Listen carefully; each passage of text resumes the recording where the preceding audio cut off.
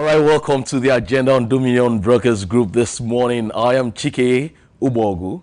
Well, on the agenda this morning, we'll be talking about security issues here, and also we'll be talking about the oil and gas, the sector this morning. But let's start with security matters. As you all know, the Chief of Defense Staff, General Christopher Musa, and the Inspector General of Police, Kayode Egbetokun, have vowed to end the killings in Benue State. The IGP commiserated with the members of the community and reassured them of the Nigerian Police Force's commitment to further augment the available security emplacement in the state. Egbetokun directed the immediate deployment of additional tactical teams and assets and assigned the Deputy Inspector General of Police in charge of the Department of Operations to take charge and oversee the operations aimed at restoring peace to Benue. On his part, General Christopher Musa. It is not just an attack on the people of Benue State. It's an attack on the entire nation. And we are not going to accept it. The people of this community are not alone. We are with them. The entire Nigerian communities are with them. We're here to ensure that we address such. From now, I'll be going to see my commanders, and we have to change our strategy. We're going to look inward and see how we can address it. But like we mentioned, we cannot do it alone without the community, without the state. We need everybody to be part of it. We understand that even before now, we used to have, even within us, people that compromise and give information, because going around, you see the way some of the burnings were made, they were targeted, and which means they had insiders.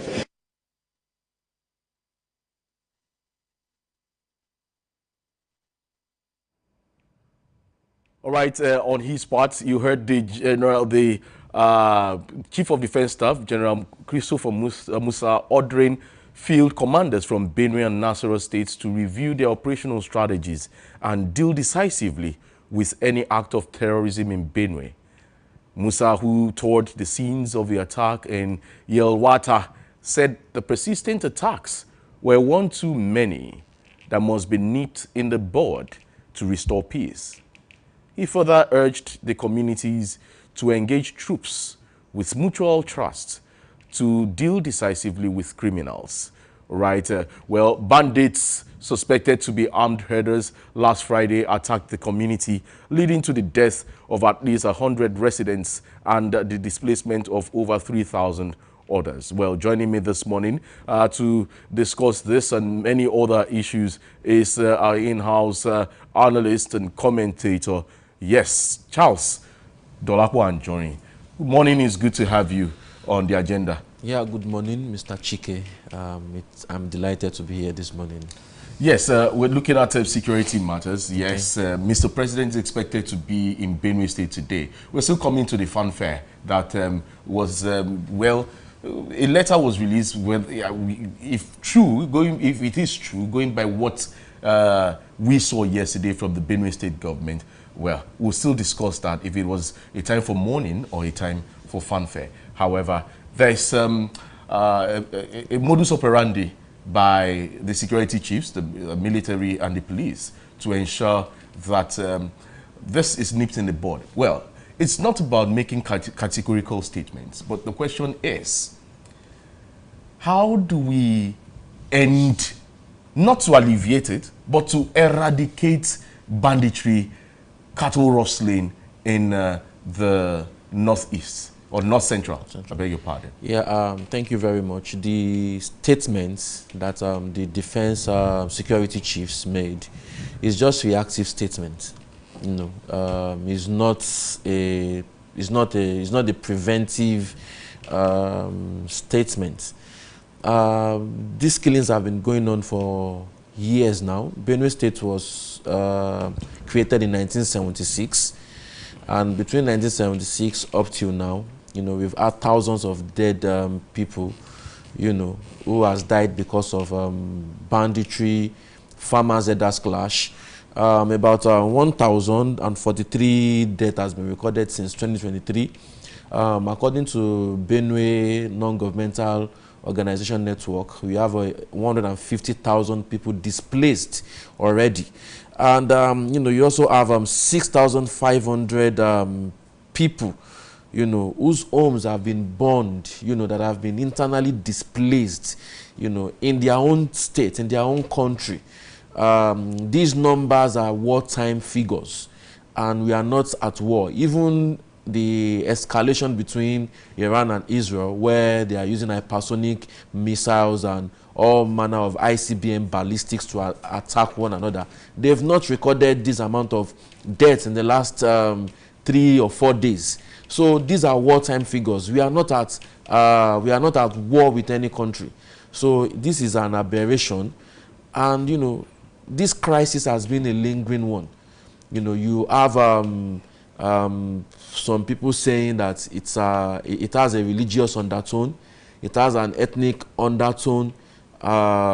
These figures, basically, they are just it's genocidal,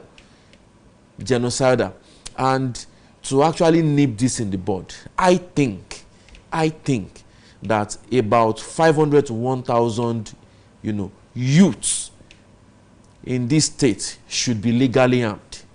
If they are legally armed, I can give you a guarantee that there will be a stop to this. You're talking about self-defense. Yes, right? Well, Self-defense. we'll be coming to that because the governor of Benue State, Reverend Father Hyacinth Alia, also commented on the issue of self-defense, which he condemned, but we'll get there. We'll get to that part of the discussion. However, you said this has been a perennial yes, a crisis. recurring decimal. Yes. Now, you've come to say that many people have said it might have a religious undertone and all that. Well, in a related development, the Chief of Defense Staff, General Christopher Musa, has given possible reasons for the repeated violent attacks in Benue State. While speaking during a meeting with traditional rulers in Makurdi, the state capital, the army chief said he observed 3 basic things. And what are these 3 basic things? Let's get to listen to him. 2 basic things, or 3 basic things. 1, issue of land, indigenous, non-indigenous, critical, which is political. That is supposed to be sorted out politically. Secondly, the issue of the movement of animals. I have told people over time that when they say farmer herders clash means 2 things are moving. But if a farm is standing and an animal comes in, it's not a clash. It's somebody entering somebody's property. So we must find solutions to which means if the animals don't move, we don't have issues. Now again, because of that, we have issues of rustling of animals. Which means if we don't even rustle animals again that are moving, again, there won't be most of this problem happening. So those are the 3 critical aspects that we must be able to address clearly. And like I said, most of it is political solution that needs to come in.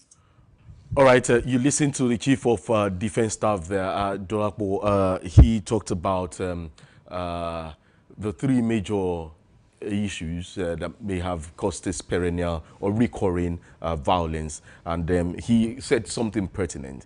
He said, we talking about farmer herders clashes. And there's no clash when animals invade a farm. It's not a clash. And then if animals don't move, we don't have these clashes. Okay, so are you in tandem with what the Chief of Defense Staff is saying? Or do you think the army is trying to absolve itself from the whole crisis? Well, I don't quite agree with him. Because when we talk about farmers' herders clashes, it means that the herders, who are nomadic in lifestyle, are always leading their cattle, down south because of climate changes in the northern hemisphere and, lack of adequate rainfall and, the desertification that is happening in the northern hemisphere. So they are trying to, lead their animals to the southern hemisphere where you have the elixir of rainfall, where you have the elixir of, green pasture, and fodders that can cater for the well-being of their for their herds. So leading them to the southern hemisphere, it means they are working into people's farms. Don't forget, Benue State is the food basket of the nation. Food basket of the nation, for God's sake. And when these animals, stray, or maybe I would put it like intentionally, it's an intentional act, from these herders, they allow the animals to destroy, cultivated crops, So you kind of like give back to, farmers versus herders. So they will clash. That's just a simple logic. So compared to what the Chief of Defense Staff is saying, that when animals enter into the farm, is no more a farmer herder. No, maybe let's look at it in let's put it in a perspective. Yeah? Okay. Well, what he meant was that when we say farmers herders clash, is it really a clash? Invasion of farms by herders. Yes, are they clashing with farmers? The invasion. They're not clashing like what is happening in Benue State. There was no clash. There was a genocide. Yeah, a genocide. See, this is when you look at the scale of horror that has occurred in over the years. It's in stages. Now you just talk about invasion. It leads to clashes. So now, with the invasion and the clashes, the people that has invaded someone else's farm, what ethnic group are they from? What religious, what is their religion? And the other side, who is aggrieved, who is the victim? What's their own religion? What's their own ethnicity? So now, it now moves to genocide. An ethnic fight, a religious fight, trying to claim superiority over another ethnicity and over a religion. So the horror of this horror we are talking about is actually in scale. So it is not a one size fit all term, that the Chief of Defense Staff is trying to explain in that video. So I believe that farmer herders clashes, because if there is no invasion, there will not be clashes. If there's no invasion and clashing, there will not be ethnic cleansing and ethnic genocide. Well, what happened in Benue State, would you call it a clash or else an invasion? See, it has graduated from invasion to clash, now to ethnic cleansing, or you can call it genocide. Let us call the truth. Let us call a spade, and not an agricultural tool. That is exactly what is happening in Benue State. All right, Benue State Governor, Reverend Father Hyacinth Alia, sparked controversy with his stance against self-defense amid rising insecurity in the state. The governor's remarks, made during a recent public address, have drawn sharp reactions from residents and commentators who argue that the stance undermines the survival instincts of communities under constant threat. Let's get to listen to the governor of Benue State, Governor Hyacinth Alia. And I think that would make some very good common sense. But where you have people who just decide to wake up because of sentiments and emotions that are attached, to what is happening with us and within us, I think we'll be rendering ourselves a bit more vulnerable. So I wouldn't advocate for self-defense. I would encourage us all to keep calling for community policing, because it's the only way, it's the only people from within the state and the local government who would understand what is going on with them. I just come to think of it, before now, here in the States. Governor Hyacinth Alia there, talking about self-defense and how it is important to have state policing or community policing to curb this instead of people defending themselves. Alia raised critical questions about the balance between state-led security and community survival strategies. With public trust eroding, the governor faces mounting pressure to clarify his position and deliver concrete solutions to protect his people. Now, the governor is saying, oh, let's go for community policing instead of self-defense. You just talked about the youths being armed. Yes, one of the Don't you think that would be so chaotic? You can prevent. Remember, a fragile entity like us, divided along ethnic and religious lines, and then you arm the youths of Benue State. That should be chaotic, don't you think so? See, arming them legally, it's just for a short-term fix. While the government work. How do you arm them legally? Yeah, see, you have the National Assembly, you have the State Assembly. Okay, so there's a process. So before that process ends, see, this is genocide might occur. So why not put in place community policing, which is very easy to, the process is not if done. we want to institute community policing or state police, we are talking about full-scale restructuring, which will take months of discussion, which will take months of town hall meetings. So we are talking about not a short period of time. This is a discussion that will be heard over. You cannot even put a time frame to it or a time scale to it. But in the short-term fix, how are we going to nip these killings in the bud? It is to arm this guy legally. See, there was once a time in this country where a doctrine of necessity was invoked so that a vice president will become an acting president. See, what is happening in Benue State, is state of emergency. People's lives needs to be protected at all costs. 1,043 lives is not a joke. The people who are dead, they are not dogs. They are not dogs. They are not chickens. This is human beings with full destiny. So what are we saying here? Arm them legally in the short term while we try to find solutions by, devolving security from the exclusive list of the federal government to the to state governments. But let me ask, if you're saying the youths of Benue should be armed, then what then happens to those who are perpetrating this evil? Is it that they are above the law? Why not nip this, put an end to the activities? Why not put an end to the activities of these marauders? Before you start thinking of arming the youth. Mr. Chike, there is a passage in the Holy Writ that says, before you enter the house of a strong man, you must first of all bind the strong man before you can overcome his household. Now, in this context, are you saying the government cannot bind and cast? See, it is so obvious that we have ineffective policing at the moment. No, basically, are you saying that the government cannot bind and cast? They cannot bind and cast. It is very, very obvious. Is it not obvious that the policing system, is weak? The structural system of our security network is weak.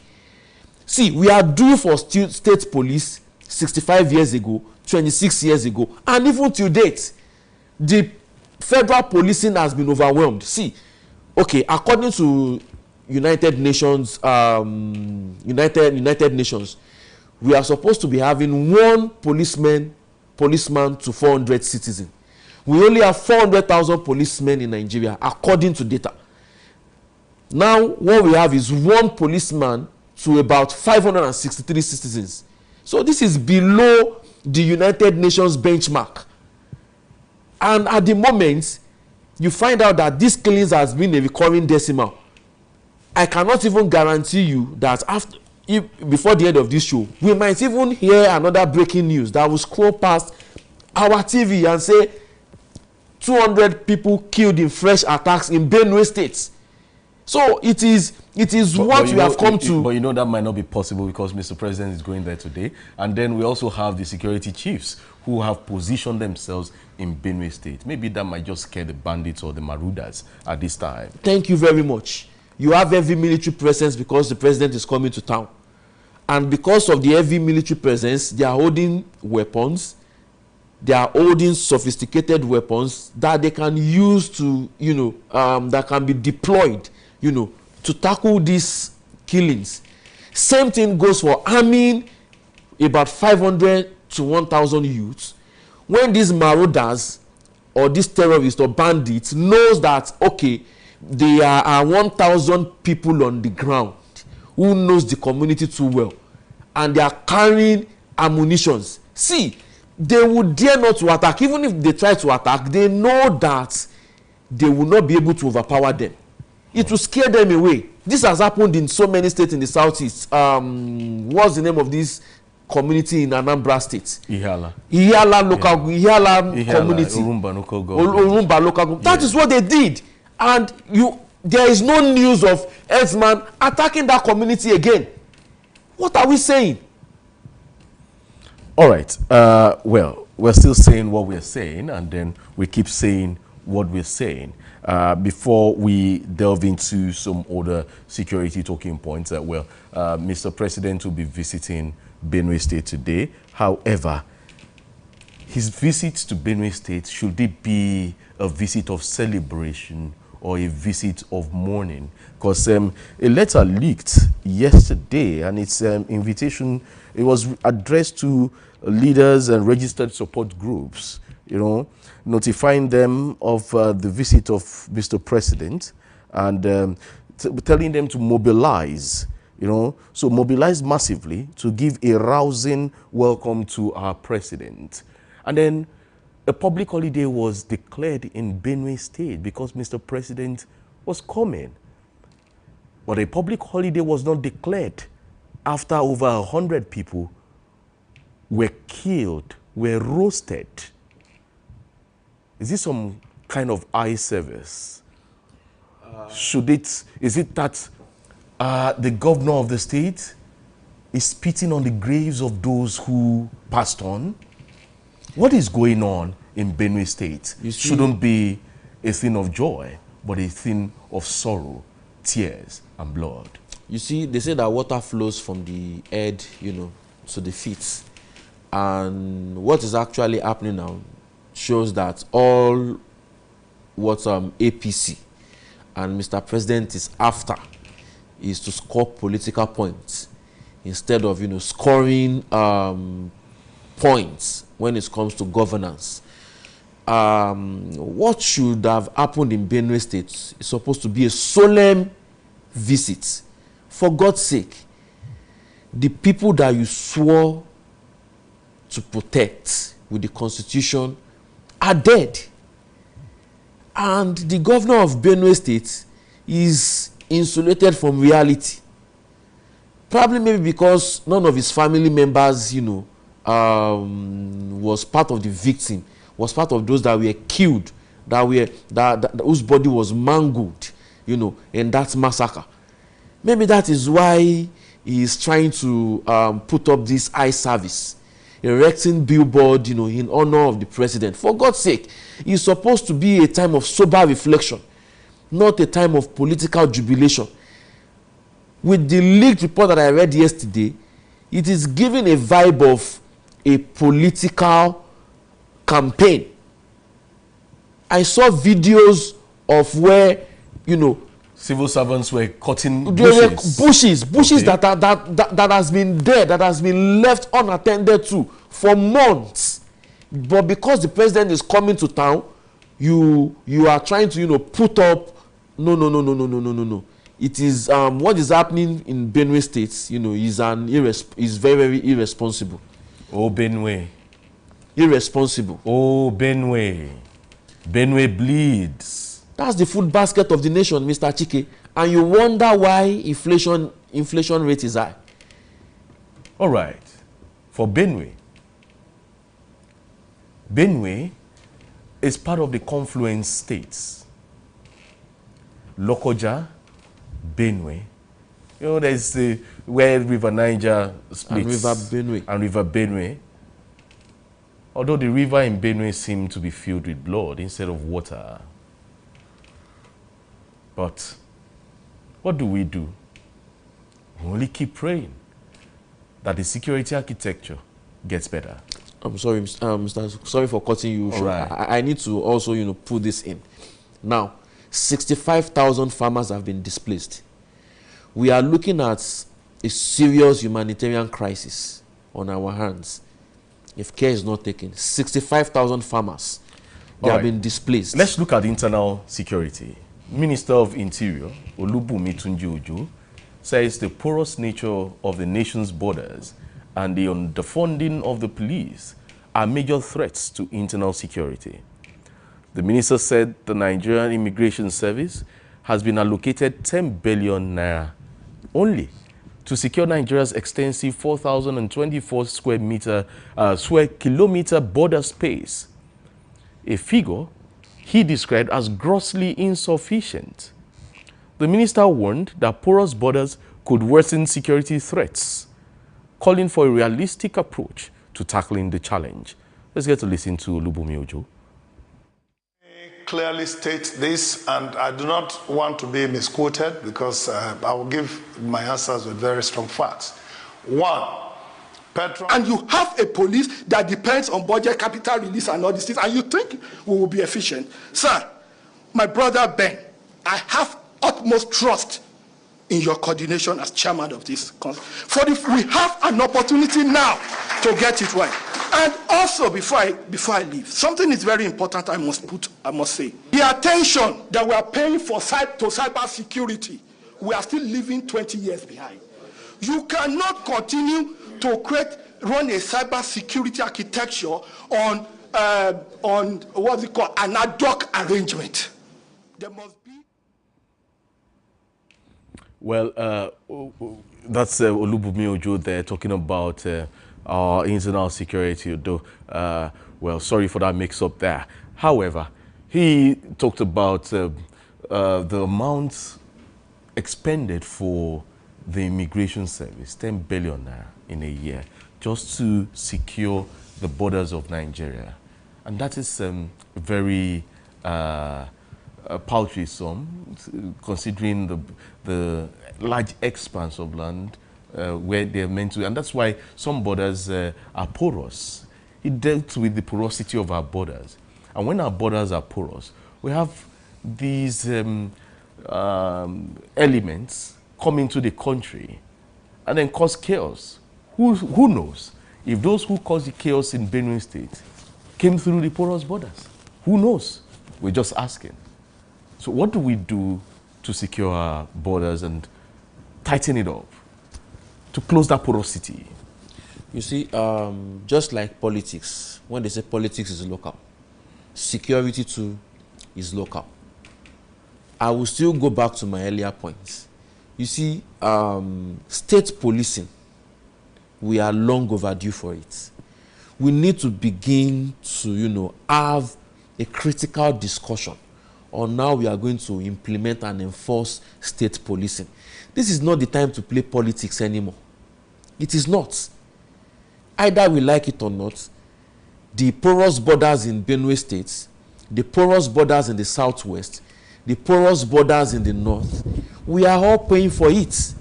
It's just a matter of time before Nigeria happens to everybody. We need to start having serious discussions, because for communities, they should be protected and defended, by local people who inhabit those places. They know the communities better. They know the hideouts. They know the borders better than anyone else. What is this manpower strength of the immigration service? I am not even sure. I am not even sure I can recount the specific numbers of borders that we have in Nigeria. Most of them are actually unmanned, and that is why you need state policing. You need local policing to fix these gaps. We need to start taking this seriously. Let people who inhabit these local places and communities take charge of their security. Let us define rules of engagement. There should be a limit to federal policing. It has shown that it has failed in effective policing.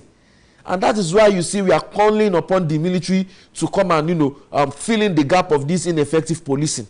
We should stop speaking English. It is time to get to work. There are no two ways about it. Implement state policing.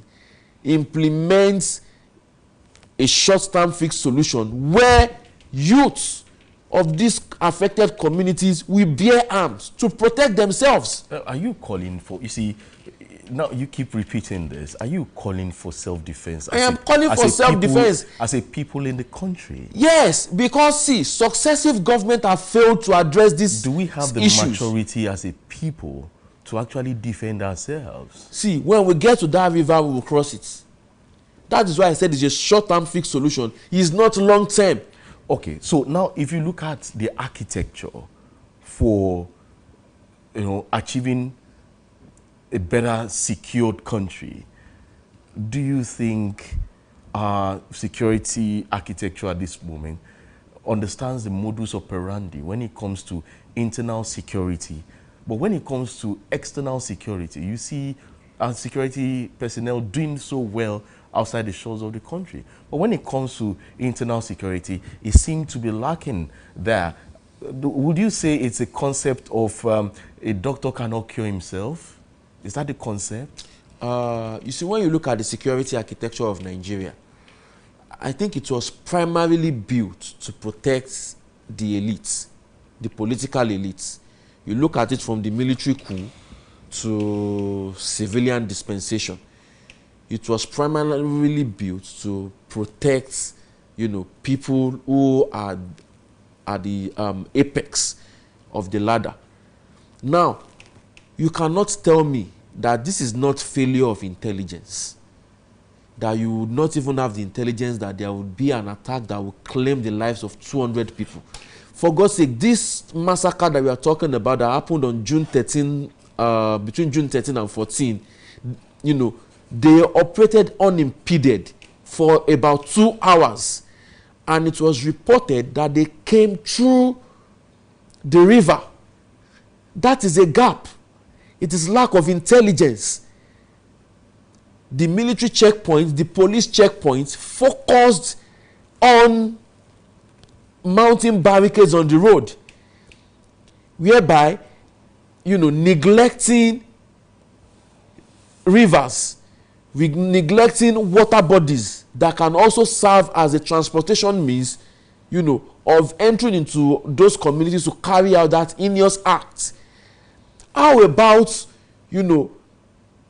using or deploying drones, aerial drones, to monitor and to gather intelligence, to gather movements, strange movements?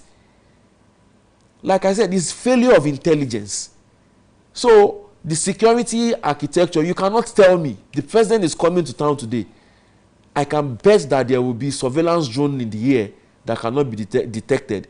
I can bet that riverbeds, water bodies would be secretly manned by security agents that are not even putting on official insignia of the government. So why can't we do this for citizens? You would notice that once the president leaves Benue State today, the presence of the military presence, will be doused a little bit, and life continues. Life goes on. Life goes on. That's why I said the security architecture is built to protect our political elites, VIPs. Are you a VIP, Dolapo? I'm not a VIP. When would you become one? So I don't know. Protected. Nigerians are supposed to be VIPs. We are supposed to be VIPs in our own countries. But unfortunately, we are second-class citizens. Second class? Even third class. Third class? Third class people still get jobs. Okay, let's say failed class. Now, leaving security matters, let's delve into the oil and gas sector. Dangote Refinery and petroleum products depot owners have increased their ex-depot prices of premium motor spirit, also known as fuel, owing to the spike in global oil prices as Israel-Iran strikes entered day 5 on Tuesday. Data from petroleumprice.ng showed that Dangote Refinery's petrol price rose to 840 naira per litre from 825 naira per litre as of Monday. Also, Rain Oil's price surged to 900 naira per litre from 850 naira per litre. Similarly, Finefield and Mainland jerked their ex-depot prices to 930 naira per litre and 920 naira per litre, respectively, adding 51 and 63 naira there. Other prices showed that Sigmund was selling at 920 naira per litre. Matrix Warri's price was 910 naira per litre. Nipco increased to 895 naira per litre from 827 naira last week, while Aito sold petrol at the rate of 840 naira per litre. The development comes as crude oil prices maintained gains on Tuesday, as Brent and West Texas intermediate futures stood at $75.63 and $74.03 per barrel, according to oilprice.com. Reacting, the national president of the Petroleum Products Retail Outlets Owners Association of Nigeria, Billy Gillis-Harry, said the impact of global oil prices generally affects the price of PMS or any component of petroleum refined products. Let's get to listen to Billy Harry this morning. Let me clearly state this, and I do not want to be misquoted because I will give my answers with very strong facts. One, Petron, yes, is one of the greatest supporters of the Nigerian internal in-country refining campaign. And we did that with all good intention as a patriotic organization to support the government and the industry leaders, especially NNPC, to encourage them to complete that rehabilitation and revamping process. And we did visit on several times. And each time we visited, I have videos. I have videos of our visits, videos of our activities that have never been published. And we can bring those videos out at any time. So we have facts. We were not supporting NNPCs doing the refinery, that working just blind. In my association, we have very senior officers in the industry, in the private and the public industry, that are part of the leadership of Petron. And therefore, we are very well informed. We are not engineers, but we do have engineers who have worked and who know the process. And when we ask questions, we ask technically sound questions, and we answer that. And almost all of those are on videos. And I can share that with you. For the products that we were lifting in NNPC, especially in Port Harcourt Refinery, most of them were DPK and AGO. PMS was lifted by NNPC to NNPC trucks to NNPC stations. And of course, we did buy from NNPC stations in our cars, but we did not buy any commercial PMS from NNPC while the process of doing distributions from that depot was going on. And we made that very clear. There was no time we had said that we are picking PMS from the depot. We were picking PMS from NNPC through the private depots that are partnering with them. And all right, well, you'll be listening to the Petron president, that's Billy Harry. However, it's a long one, a long interview. Subsequently, we'll just get to air that. Meanwhile, the Natural Gas Senior Staff Association of Nigeria's Festus Osifo, that's the president of that association, claimed that oil marketers are exploiting Nigerians through inflated petroleum prices. According to him, the current petroleum pump price should be between 700 and 750 naira per litre. Well, Dolapo, a quick one there. Well, there's an excuse now. There's an increase in pump price, in petroleum, ex-depot price, then pump price, due to the Israel-Iran war, the crisis now between Israel and Iran. Prices of crude in the international market has soared. And then we are in a country where we have crude oil, we have refineries. We've said it on this program that our refineries don't even refine petroleum products. And that's what the Petron president is saying. You know, he's just reiterating that statement now, you know, clearing the air. That the only thing they pick up from the Port Harcourt and other refineries are only DPK, that's that's kerosene, and then AGO, which is diesel at this moment. So what is the fate of Nigeria? Especially, there are two things. Our budget was benchmarked at $75 per barrel. If it soars beyond this, will we be able to fund our budget? Secondly, we have this in our hands now. Prices of petroleum prices will start soaring, and Nigerians will bear the brunt. And the major thing that causes inflation, especially within the economy, is transportation. When transport is high, what happens to produce in the market? Everything goes up. Yeah. So what is the fate of Nigerians at this time? Let's see if we can manage a little time. Okay, thank you very much. The Israel-Iran crisis is escalating, and, you know, and one of the vulnerable places this escalation, you know, would get to, the Gulf of Aden. You have a Persian Gulf, which is what we call Strait of Hormuz. You have Northern Power gas field for Qatar. You have Suez Canal. For Suez Canal, if the Suez Canal can be free, if the Somali privates are, you know, are not going to be blocking it, you know, of course. You don't capitalize on what is happening. Exactly, yes. So it means that ship would have to go through Arabian Sea down to the Cape of Good Hope to enter the northern hemisphere. And we'll also see here diversion through Africa into northern hemisphere, because Southeast Asia, also, you talk about Kazakhstan, then into Europe.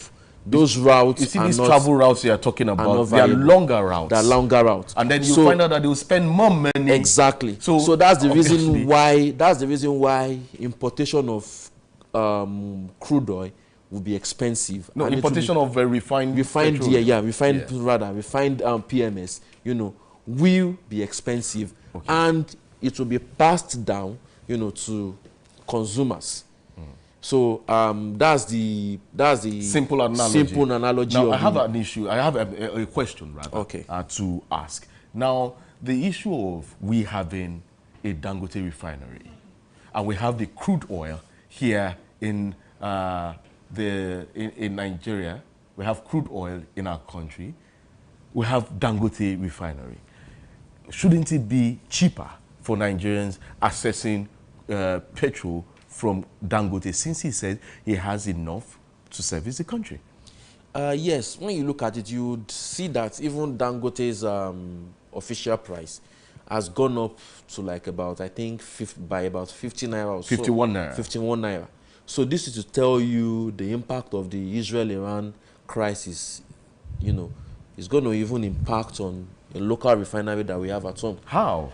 Because number one, crude oil, you know, is benchmarked against international price. Okay. Sure, you understand? It's not sold in naira. So Dangote is working within that international best practice. Yes, international best practices. But now you would have seen that he has come up with a policy now that will make PMS, you know, where we have much supply, and it will also bring down the prices. So it's like we are achieving the petroleum equalization policy that Yakubu Gowon wanted to, you know, achieve back then in the 70s.